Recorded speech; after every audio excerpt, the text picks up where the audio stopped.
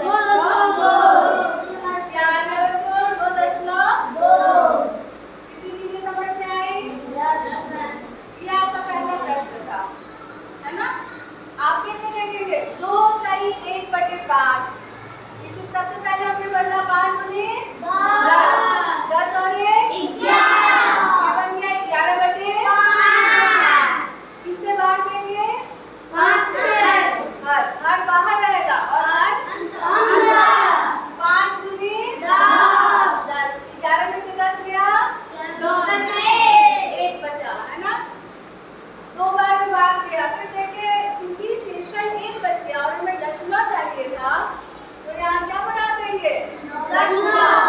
जैसे ही यहाँ दशमलव बढ़ाएंगे यहाँ क्या बढ़ेगा? जीरो। जीरो। फिर 12 बढ़ेंगे 5 दूनी 10। चला गया। आंसर हमारा आया 2.2। 2। इतनी बात समझ में आया? चलिए दूसरा प्रश्न देखते हैं। ध्यान से देखेंगे और इधर उधर नजर नहीं करेंगे, है ना? कंसंट्रेशन नहीं रखेंगे।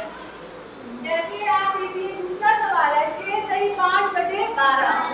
क्या है 6 सही 5/12।